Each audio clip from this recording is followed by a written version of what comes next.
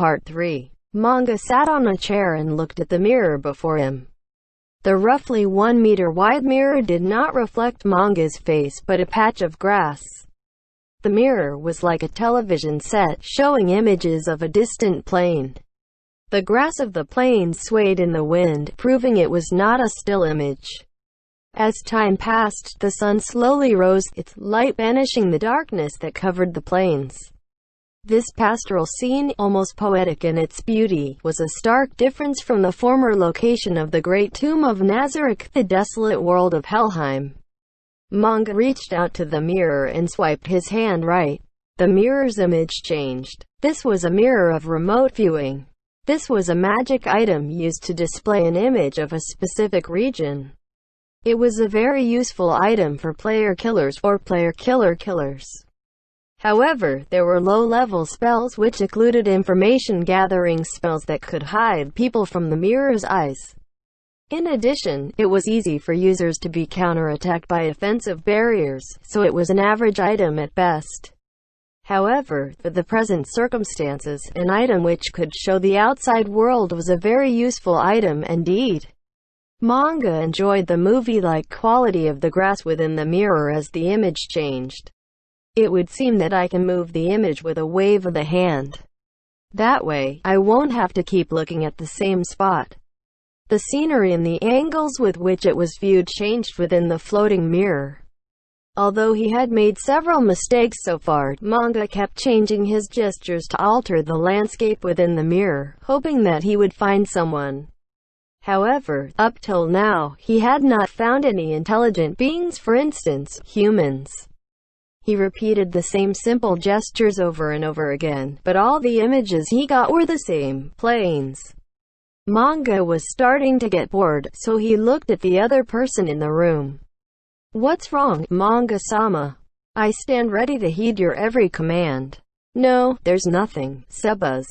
Sebas was the other person in the room. He might have been smiling, but his words seemed to hold some kind of subtext. Although Sebas was absolutely loyal to him, he had objected to Manga's excursion to the surface without bringing his followers along.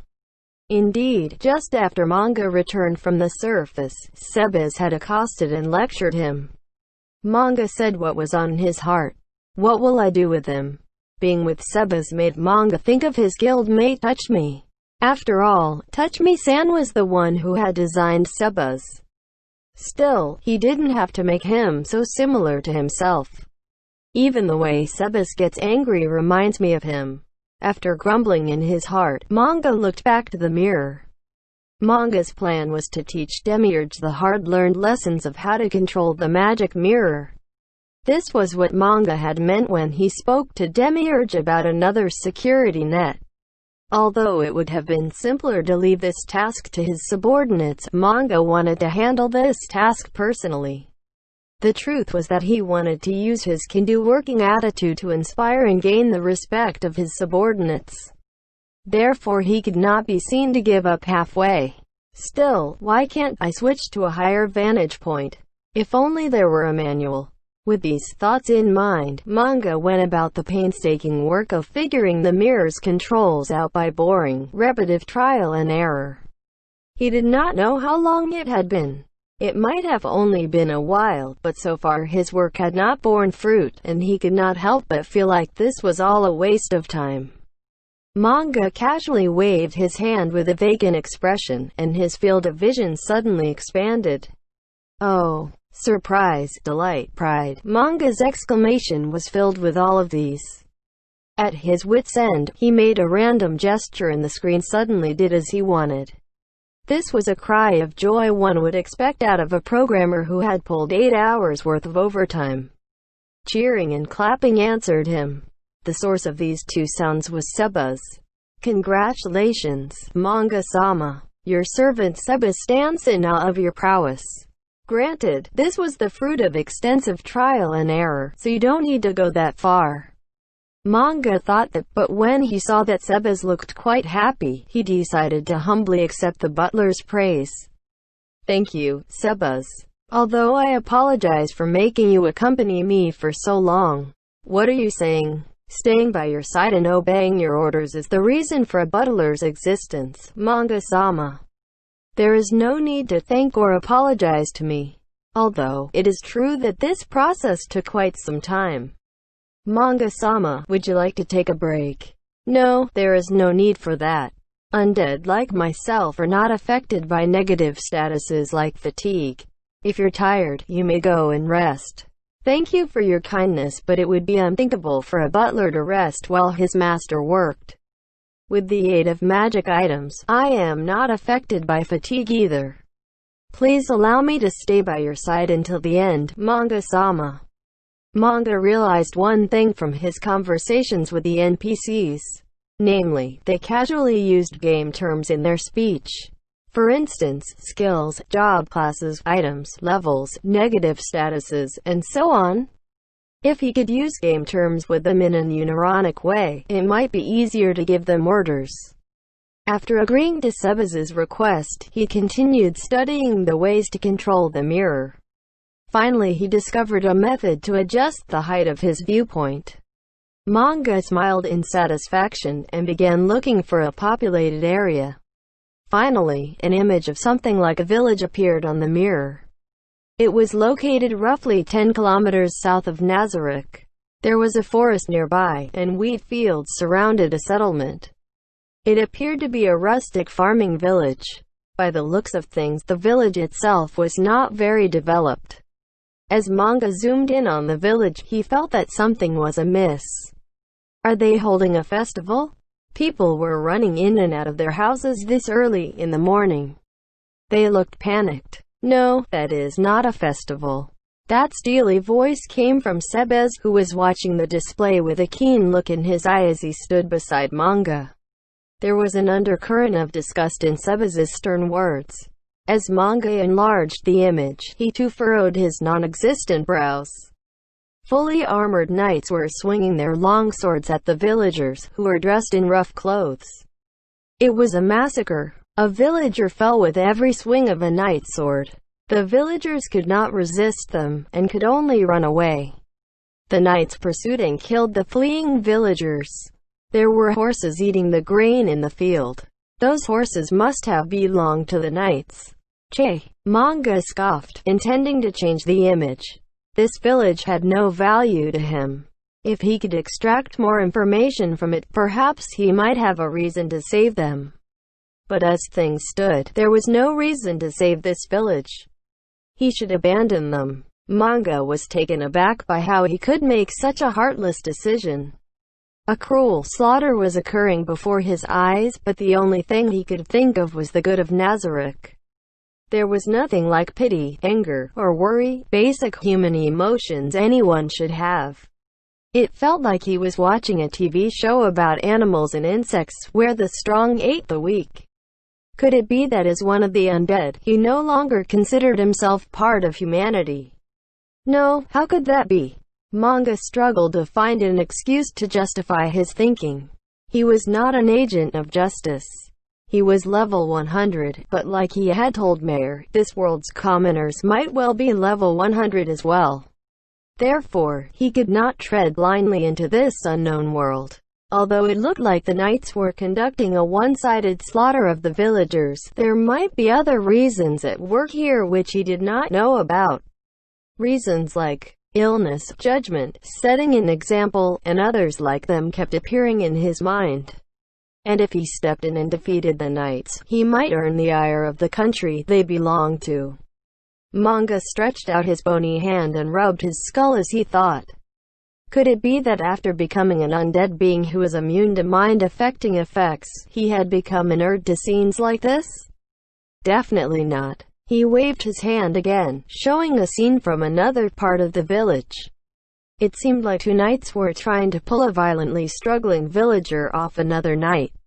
The man was pulled away, his arms were held, and he was rendered motionless where he stood. Before Manga's eyes, the man was stabbed with a sword. The blade entered his body and exited from the other side of him. It should have been a fatal blow, but the long sword did not stop. 1, 2, 3 strikes. The knight seemed to be taking out his anger on the villager as he hacked at the man's body. In the end, the knight kicked away the villager, who collapsed to the ground while spurting his blood into the air. The villager looked straight at Manga. No, this might have just been a coincidence. It was definitely a coincidence. There was no way for anyone to detect the mirror surveillance apart from anti-divination spells. Frothy blood leaked from the villager's mouth as he tried to open his mouth. His eyes were unfocused, and Manga could not tell where he was looking. Even so, with what may have been his dying breaths, he gasped his last words. "Please save my daughter. What do you intend to do?" Sebas seemed to have been waiting for this moment to speak. There could only be one answer. Manga replied coldly, "Nothing. There is no reason, value or benefit in rescuing them." Understood. Manga nonchalantly looked at Sebas at the phantom image of his past guildmate. "This. Touch me, san." Just then, Manga remembered something. Saving someone in trouble is common sense. When Manga had just started out in Yggdrasil, hunting down characters of heteromorphic races was a common practice, and Manga, who had chosen such a race, had been PKED countless times. Just when he was about to leave Yggdrasil, those words, spoken by that man, had saved him. If not for those words, Manga would not be here. Manga sighed softly, and then he smiled. Now that he had recalled that memory, he had no choice but to go save them. "I will repay that debt. Besides, sooner or later, I'll have to test my fighting strength in this world." After saying that to his absent friend, Manga enlarged the view of the village until he saw everything. After that, he tried to pick out the serving villagers. Sebas put Nazarick on maximum alert. "I will go first, and you will tell Albedo, who is standing by next door, to follow me after fully equipping herself. However, I forbid her to bring Jinung Ap. After that, prepare support units. Something might happen which results in my inability to retreat. Therefore the units sent to the village should be adept at stealth or have the ability to go invisible." "I understand, but I wish to request the task of defending your body to be given to me." "Then who will relay my orders?" "These knights are currently sacking the village, which means there might be knights near Nazarick who might attack us. Therefore, you must stay." The image changed, and now it showed a girl sending a knight flying with a punch. The girl was leading an even younger girl as they ran away. They were probably sisters. Manga immediately opened his inventory and withdrew the staff of Ainzuel gown. Just as the girl planned to flee, she was slashed in the back. Since time was tight, Manga swiftly incanted the spell. Gate. It had no limits on distance and a 0% chance of teleport mishaps. The spell Manga used was the most accurate and potent of such spells in Yggdrasil. The scene before him changed in an instant. The fact that the opposition had not used teleport blocking filled Manga with relief. If he was denied the chance to rescue them, and was ambushed instead, it would have been bad. The scene before the eyes was the same of what he had seen earlier. Two terrified girls were in front of him. The one who looked like the elder sister had a braid of straw blonde hair that reached down to her breasts. Her skin, healthily tanned from working in the sun, was now deathly pale from fear, and her dark eyes were wet with tears. The little sister, the younger girl, buried her face in her sister's waist, trembling in fright. Manga gazed coldly at the knight standing before the two girls. Perhaps he was shocked by Manga's sudden appearance, but the knight simply stared at Manga, having apparently forgotten to swing the sword he was holding. Manga had grown up without knowing the touch of violence on his life. He did not think that the world in which he currently resided was a simulation, but the real thing. Even so, he did not feel the slightest bit of fear at the knight before him who held a sword. This calmness allowed him to make a cold, cruel decision. Manga reached out an empty hand and cast his spell. Grasp Heart. The spell was one that crushed a foe's heart, and among the 10 tiers of spells, it was an instant death spell of the 9th tier. Many of the necromantic spells which Manga was adept with possessed instant death properties, and this was one of them. Manga had chosen to open with this spell because even if it was resisted, the spell would still temporarily stun his opponent. If the spell had been resisted, his plan was to take the two girls and jump back into the still open gate. He had already planned his route of retreat since he was not sure what his opponents could do. However, it would seem those preparations would not be necessary. A feeling of something soft crushing beneath Manga's fingers traveled up his arm, and the knight collapsed silently to the ground.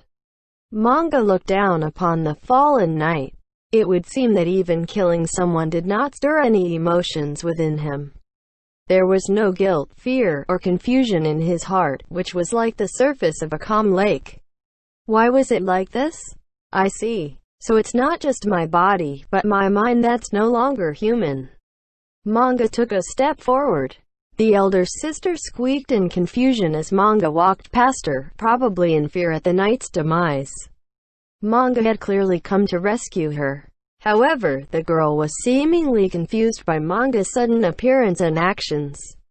What was she thinking? Although he had his doubts, Manga did not have time to worry about them.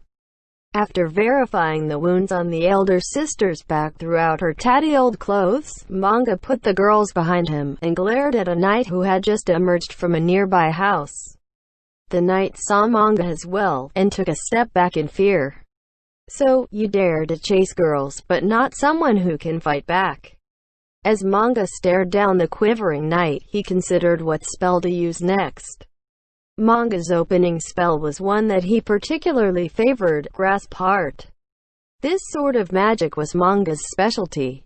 Manga had used his innate skills to increase the chances of instant death, and his necromancy-enhancing abilities improved the effectiveness of Grasp Heart even further. However, it meant that he could not gauge the strength of that knight. Therefore, he should use another spell against this knight, something that did not instantly kill him. This way, he could measure the strength of this world and verify his own power. Since I've come all this way, I might as well run a few experiments. You shall be a test subject. Manga's necromancy spells were augmented, but the simple attack spells he used were not very destructive. In addition, since metal armor was weak against electrical effects in Yggdrasil, most people enchanted their plate armor with electricity resistance. Therefore, Manga deliberately chose to attack his foe with an electrical spell to see how much damage it would do. Because his aim was not to kill his opposition, there was no need to enhance its effects with skills. Dragon Lightning. A dragon-shaped bolt of white electricity crackled around Manga's arms and shoulders. The bolt flared brightly as it instantly surged out at the knight Manga was pointing at. There was no way to avoid it or defend against it. The knight who had been electrocuted by the dragon-shaped lightning bolt shone brilliantly for an instant. Miserable as his death was, it was still a beautiful sight. The light in his eyes faded, and the knight collapsed to the ground like a puppet whose strings had been cut. The body beneath the armor was charred black and gave off a vile stench. Manga had been planning to follow up with another spell, but he felt silly as he noted the weakness of the knights. Pathetic. He died so easily. To Manga, the 5th tier Dragon Lightning was a weak spell.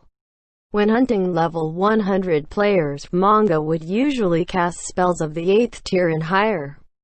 Magic of the 5th tier and below would almost never see use. Now that he knew the knights were weak enough to be finished off by 5th tier magic, Manga's tension vanished in an instant. Of course, it could be that these two knights were especially weak among their kind, but still, it was a great relief. Still, the plan to retreat with magic had not changed. These knights might be focused on offense. In Yggdrasil, a blow to the neck counted as a critical hit and dealt extra damage, but in the real world, it might well be fatal. Instead of relaxing, Manga raised his guard. It would be too foolish to die because he was careless. Next, he ought to continue testing his powers. Manga activated one of his skills. Create mid-tier undead, Death Knight. This was one of Manga's skills, which could create various undead. The Death Knight in question was Manga's favorite undead monster, which he used as a meat shield. It was roughly level 35, but although its attack power was only comparable to a level 25 monster, its defensive power was very good, equivalent to a level 40 monster. That said, monsters of that level were useless to Manga for the most part. However, the Death Knight had two very important skills. One of them was the ability to draw away enemy attacks. The other was that just once, they could survive any attack with 1 HP. Manga liked using Death Knights as shields because of these two skills. This time round, he was also looking forward to using the Death Knight in a similar way. In Yggdrasil, when he used his skills to create undead, they would appear out of the sky in their summoner's vicinity. However, things seemed different in this world. A cloud of black fog appeared. The cloud headed straight for the body of the knight whose heart had been crushed and then enveloped it. The mist slowly expanded and melded with the knight's body. After that, the knight wobbled before slowly rising to its feet like a zombie. Eek! Manga heard the shrieks from the sisters, but he had no time to worry about them. After all, he was quite surprised at the sight before his eyes. With a wet, dripping sound, several reels of black ichor oozed out from between the gaps in the knight's helmet. It must have come from the knight's mouth. The black fluid flowed out without end, until it covered the knight's entire body. It looked like a human being that had been swallowed by a slime. Completely surrounded by the black liquid, the knight's body began to twist and change. After several seconds, the black liquid fell off the body of what was now a Death Knight. It was now 2.3 meters tall, and its body was correspondingly bulkier. It no longer resembled a human being, but a wild beast. In its left hand it held a large shield that covered 3/4 of its body, a tower shield, and in its right hand it held a wavy-bladed flamberge. This 130-centimeter-long weapon was intended to be held with both hands, but the massive Death Knight could easily wield it with one hand. A dreadful red-black aura covered the flamberge's blade, which pulsed like a heart. Its massive body was sheathed in a suit of full-plate armor made from some black armor, and it was covered in red tracery that resembled blood vessels. The armor was also covered in spikes as far as anyone could see, and it looked like a man-shaped incarnation of brutality. Demonic horns sprang from its head, and one could see its rotted face underneath them. Twin points of hateful, murderous light shone in the eye sockets of its ghastly visage. Its tattered black cape blowing in the wind, the Death Knight awaited Manga's orders. The way it carried itself was truly deserving of the name Death Knight. Much like he had with the primal fire elemental and moonlight wolves he had summoned. Manga used the mental bond with his summoned monster and pointed to the corpse of the knight who had been slain by the dragon lightning. Exterminate all the knights who are attacking this village. Oh-oh-oh-ah-ah-h-h-h. It roared. So mighty was its cry that it shook the air, and it was so filled with bloodlust that everyone who heard it broke out in goosebumps. The Death Knight ran, fast as lightning. The way it charged forward without hesitation was like a hunting hound that had scented its quarry. The undead creature's hatred for the living made it sensitive to the prey that it would soon slaughter. As the Death Knight's silhouette shrank into the distance, Manga was keenly aware of a difference between this new world and Yggdrasil. That was independence. Originally, the Death Knight should have stayed by its summoner's side to await his orders and attack any enemies which approached. Yet, it had disregarded that order and launched an attack of its own accord. This difference might be a fatal vulnerability in an unknown situation like this one. At a loss for words, Manga scratched his head and sighed. It ran off. To think a shield would abandon the person it was supposed to protect. Then again, I did tell it to do so. Manga reproached himself for his miscalculation. Although he could make quite a few more Death Knights, it was best to conserve limited use abilities while he was not sure of the enemy in the situation. Still, Manga was a backline mage. Without a frontliner to run interference for him, he was effectively naked. Therefore, he would need to create another defender. This time, he would try making one without a corpse. Just as Manga was thinking about that, a humanoid shape came through the still open gate. At the same time, the gate's duration ended, and it slowly disappeared. A person clad in a suit of full-body black plate armor stood before Manga. That suit of armor looked like a demon. It was covered in spikes and did not expose the slightest bit of flesh. Its clawed gauntlets grasped a black kite shield in one hand and a bardichi that radiated a sickly green glow in the other. A blood-red cape blew in the wind, while the doublet beneath was also the carmine of fresh blood. The preparations took some time. "I apologize for my late arrival." Albedo's melodic voice spoke from beneath the horned helmet. Albedo's levels were in the defense-focused Dark Knight class. As a result, among the 3 level 100 warriors of Nazarick, Sebes, Cocytus, and Albedo possessed the greatest defensive ability. In other words, she was the strongest shield in Nazarick. "No, it's fine. You came just in time. Thank you." "Then, how shall we dispose of these inferior life forms? If you do not wish to stain his hands with their blood, I will gladly eliminate them on your behalf, Manga-sama." "What exactly did Sebes tell you?" Albedo did not respond. "I see, you didn't pay attention. My intention is to save this village. Our enemies are the knights in armor, like that corpse over there." Manga saw that Albedo nodded in understanding, and turned his eyes elsewhere.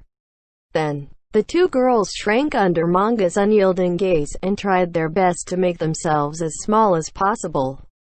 Perhaps it was because of the Death Knight, or because they heard its roar, or because they had heard Albedo's words, which made them tremble uncontrollably. Perhaps it was all of them. Manga felt that he should show his intention to help and reached his hand out to the elder sister, but the 2 girls seemed to have gotten the wrong impression. The elder sister wet herself, followed by the younger sister. The stench of ammonia filled the surrounding air. Fatigue washed over Manga like a tide. He had no idea what to do, and Albedo was no help, so Manga decided to continue trying to express his good intentions. "You seem to be hurt." As a working man, Manga had long since trained up his ability to ignore things. Manga, who pretended not to notice, opened his inventory and withdrew a backpack from it. Although it was called an infinite backpack, it could only hold up to 500 kilos of items. Yggdrasil players commonly put their immediate use items into this bag, because the items within the bag could be assigned to hotkeys in the game interface. After digging through several of these backpacks, he found a small phial containing a red potion. It was a minor healing potion. This potion could restore 50 HP, and beginners in Yggdrasil frequently used it. However, Manga as he was now had no need for this item at all. This was because this potion healed through positive energy. To an undead being like Manga, this potion was like a damaging poison. However, not every member in the guild was undead, so Manga kept some of these items just in case. "Drink it." Manga offered the red potion. The elder sister's face was pale with fright as she replied, "I'll drink it. Just please, spare my little sister. Nei-chan." He watched the little sister weeping as she tried to stop her elder sister, while the elder sister apologized to her little sister while taking the potion. Their reactions confused Manga. After all, he had saved them in a tight spot, and had even offered them a potion. Why were they acting like this in front of him? What was going on here? They don't trust me at all. Even though I wanted to leave them to their fate at first, I ended up being their savior in the end. They should be crying and hugging me in gratitude. Isn't this sort of thing common in manga and movies? But the exact opposite is happening now. Where did I go wrong? Could it be that being instantly accepted is a privilege of the beautiful? Just as a baffled expression dawned on Manga's fleshless face, a dulcet voice said, "Manga-sama offered you a healing potion out of the kindness of his heart, but to think you would actually dare to refuse it. You inferior life forms deserve 10,000 deaths for that." Albedo raised her bardiche in a natural way, preparing to behead them on the spot.